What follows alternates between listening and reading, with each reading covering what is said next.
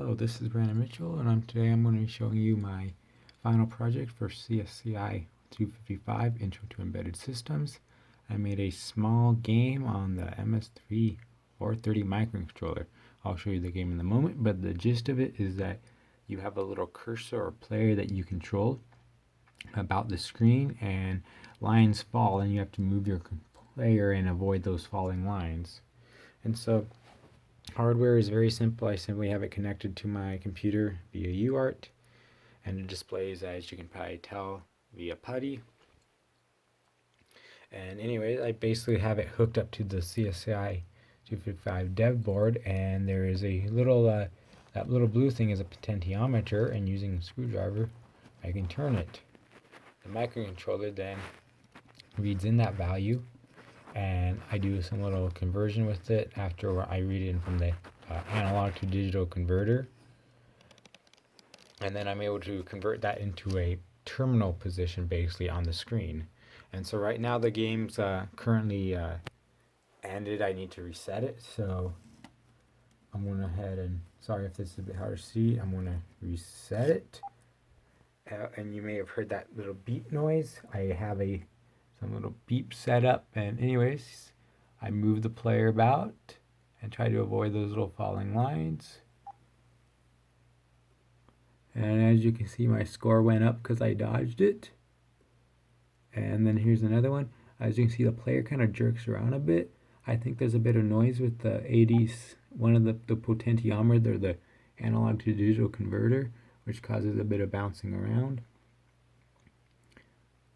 But anyways, those lines are randomly generated, so I'm seeding the randomness off of the analog to digital converter's current value. So it's not truly random, but it's at least random enough. And yeah, so anytime the line passes the player, I have it just do a little beep noise, and I'll explain how I'm doing that in a bit. It's pretty simple. But I'll let the line hit the player, and as you can see, his score went down. And once the player's score goes down, the game pretty much ends. You have 3 lives. And so, one more. Oh, what was that? Okay, I didn't think I was gonna catch on video. Okay, for some reason you saw the score went suddenly negative, and then like the whole microcontroller reset. I don't know what that is. I had that happen before. The code's really simple for this. There isn't any stupid things I'm doing. But anyways, let's have it a player die once more, or get hit once more and end, and okay. And there you go, you dead. Score 0. And so how I'm doing this is I'm using what are called right here ANSI escape codes, and they're essentially normally, like when I send over, let's say if I go down into my little here's my little draw function. Now if I were to send in the like here, I send the sentence, and let's say I just send the character C, it'll print out C. However, in this case, I also have to give it a color and a position. And so what happens is I put the X and Y coordinates to give it into this ANSI escape code right here. So this one right here basically tells the row. So that's basically the Y, and then the column, and it will move the cursor there and then begin printing out whatever is left there. And so that's how I'm moving the player around.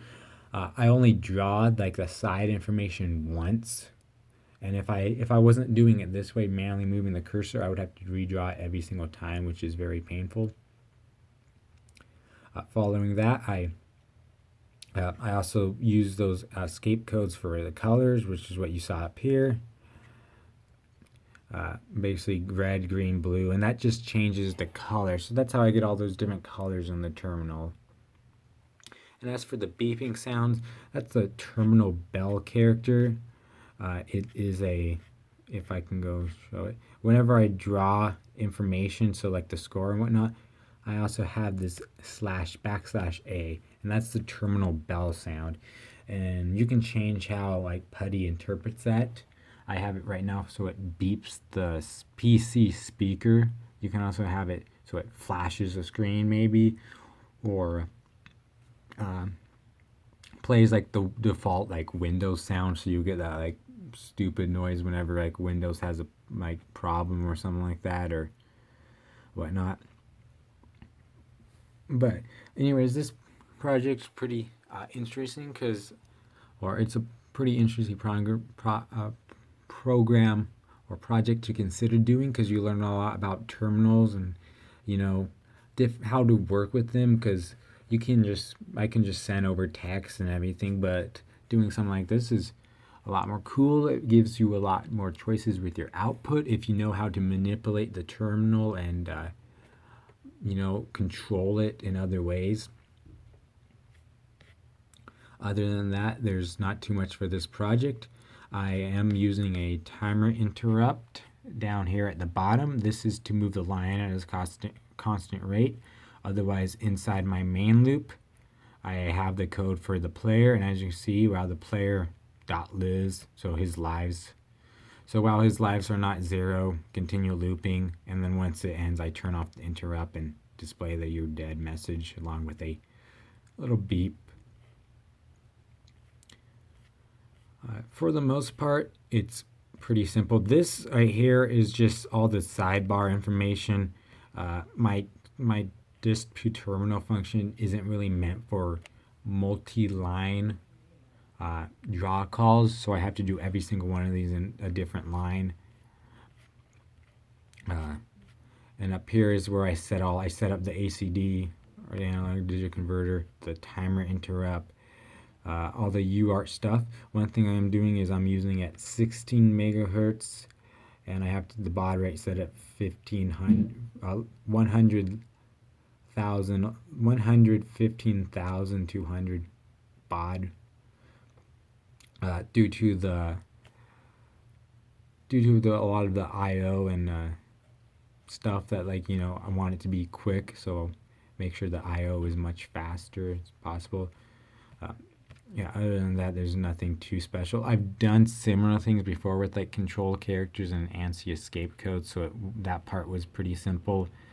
The generating the line is just done randomly via this code right here. I generate a random start, a random end, and then I fill in this barrier right here, a char array, with zeros or ones depending on if it's a 1 if it's not in the gap, and a 0 if it is in the gap.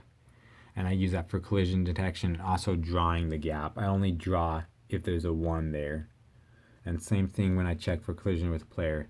If the player's position in the line is a 1, then it means you collided. If it's a 0, it's false, you did not collide. So it's pretty simple there. Yeah, besides that, there's nothing too special about this or anything too crazy. As you can see, there's some noise with the ADC.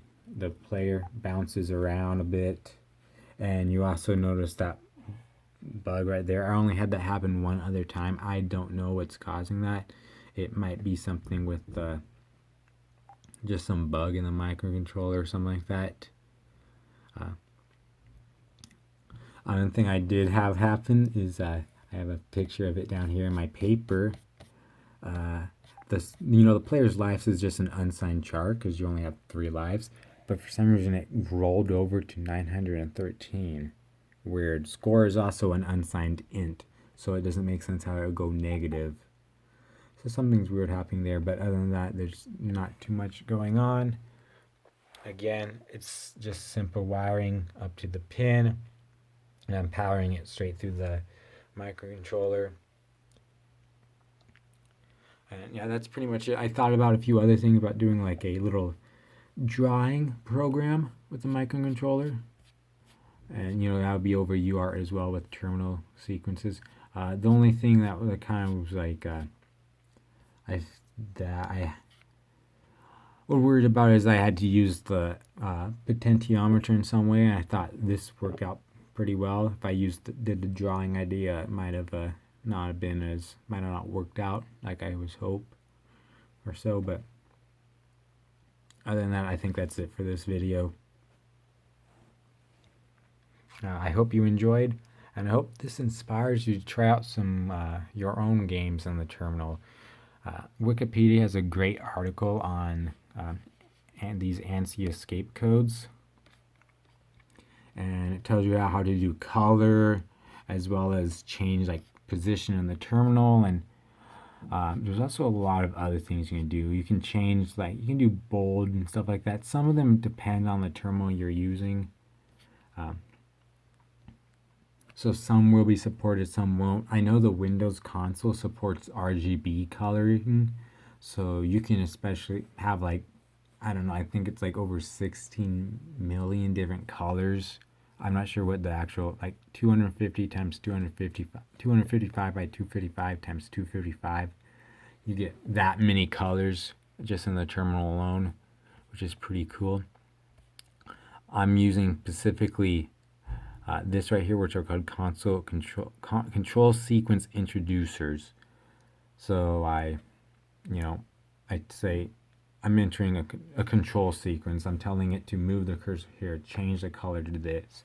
But as you can see, there's other ones, and some of these are more, I would say, they're not something you would be able to use in a Windows console or stuff like that. Some of them are more specific to real terminals, like the ones from the 80s and stuff like that with the mainframes.